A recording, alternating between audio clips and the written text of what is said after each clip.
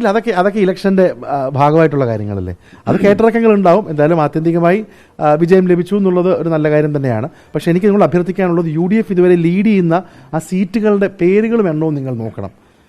നിങ്ങൾ സാധാരണ UDFന് അല്ലെങ്കിൽ UDF ഉറപ്പായി ജയിക്കും എന്ന് പറയുന്ന സീറ്റുകളല്ല. അങ്ങനെ ഒരു 3-4 സീറ്റേ ഉള്ളൂ. ബാക്കി എല്ലാ സീറ്റുകളും UDF പിടിച്ചടക്കുന്ന സീറ്റുകളാണ്. അങ്ങനെ തന്നെ ലാസ്റ്റ് വരെ പോകുമെന്ന് വിശ്വസിക്കുന്നു. ഇല്ല, ഞാൻ ആരെക്കുറിച്ച് പക്ഷേ ഇവിടെ LDF മാറണം എന്നുള്ള ഒരു വലിയ ആഗ്രഹം ജനങ്ങൾക്കുണ്ടായിരുന്നു. കഴിഞ്ഞ 50 വർഷമായി ഈ നഗരത്തെ പിന്നോട്ടടിച്ച LDF പോകണം എന്നുള്ള ജനങ്ങൾക്ക് ഒരാഗ്രഹമുണ്ടായിരുന്നു. അതിന് അവർ തീർച്ചയായിട്ടും UDFനെയും കൂടെ ഒരു ഓൾട്ടർനേറ്റീവായിട്ട് കണ്ടതിൽ വലിയ സന്തോഷമുണ്ട്. നമുക്ക് മറ്റു പാർട്ടികളെ പോലെ പണമോ അല്ലെങ്കിൽ കുഴപ്പമൊന്നുമില്ല. പക്ഷേ നമ്മൾ നിന്ന് പോരാടുകയാണ്, അവസാനം വരെ പോരാടും. ആ പോരാട്ടത്തിന്റെ ഗുണം തീർച്ചയായിട്ടും തിരുവനന്തപുരത്തിനും ഗുണമുണ്ടാകും. ഇല്ല, ഫൈനൽ റിസൾട്ട് വരട്ടെ. എന്തായാലും LDFിൽ നിന്നൊരു മാറ്റം ആഗ്രഹിച്ചിരുന്നു. LDFകാരും പലരും പറഞ്ഞുകൊണ്ടിരുന്നത് UDF മത്സരിക്കുന്നതുകൊണ്ട് LDFിന്റെ സീറ്റ് കൂടും എന്നാണ് പറഞ്ഞിരുന്നത്. എന്തായാലും അങ്ങനെ വന്നിട്ടില്ല. ജനങ്ങളൊക്കെ എല്ലാം കണ്ടു വോട്ട് ചെയ്യുകയാണ്.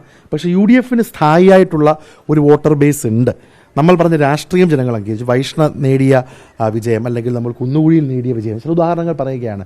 ഇതൊക്കെ തീർച്ചയായിട്ടും UDFന് ഈ മണ്ണിൽ വളർച്ചയുണ്ട്, ഒരിടത്തും പോയിട്ടില്ല. നമ്മൾ കൂടുതൽ ശക്തമായിട്ട് ജാഗ്രതയോടെ വരട്ടെ. എന്തായാലും ഫൈനൽ റിസൾട്ട് വരട്ടെ. എന്തായാലും നല്ലൊരു ട്രെൻഡ് UDFന് അനുകൂലമായിട്ടുണ്ട്.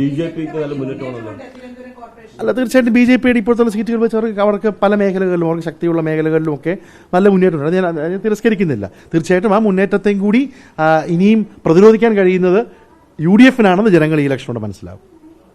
BJPയെ പ്രതിരോധിക്കുന്നത് ഈ ജില്ലയിലും ഇപ്പോൾ ഈ കാണുന്ന കണക്കിൽ പ്രതിരോധിക്കുന്നത് UDF ആണ്. കാരണം LDF 16-ഉം UDF 13-ലുമാണ്. അപ്പോൾ UDFന് മാത്രമേ BJPയെ കേന്ദ്രത്തിലും കേരളത്തിലും പ്രതിരോധിക്കാൻ കഴിയുമെന്നുള്ളത് തിരുവനന്തപുരത്തെയും കേരളത്തിലെ ജനങ്ങൾ മനസ്സിലാക്കും.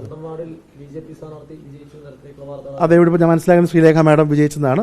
മാഡത്തിന് അഭിനന്ദനങ്ങളെല്ലാം നേരുന്നു. ഞാൻ പൊളിറ്റിക്സ് കഴിഞ്ഞ് ആര് ജയിച്ചാലും തന്നെ പിന്നെ എൻ്റെ കൗൺസിലറാണ്. ഞാനിപ്പം വേറൊരു സ്ഥലത്തെ കൗൺസിലറാണ്. തീർച്ചയായിട്ടും അത് അങ്ങനെ തന്നെ കാണുന്നു. അതിപ്പോൾ ആര് ജയിച്ചാലും നാടിന് നല്ലത് ചെയ്യാൻ കഴിയട്ടെ. അതോടൊപ്പം മത്സരിച്ച എല്ലാ ആളുകൾക്കും, വിജയിച്ച ആളുകൾക്കും തോൽവി ഒക്കെ ഏറ്റെടുത്ത എല്ലാവർക്കും ഇതൊക്കെ ഇറ്റ്സ് പാർട്ട് ഓഫ് ലൈഫ്. എന്തായാലും മുന്നോട്ട് പോട്ടെ. ഫൈനൽ റിസൾട്ട് വരുമ്പോൾ കൂടുതൽ കാര്യങ്ങൾ തീർച്ചയായിട്ടും DCC എന്ന് പറയുന്നതായിരിക്കും.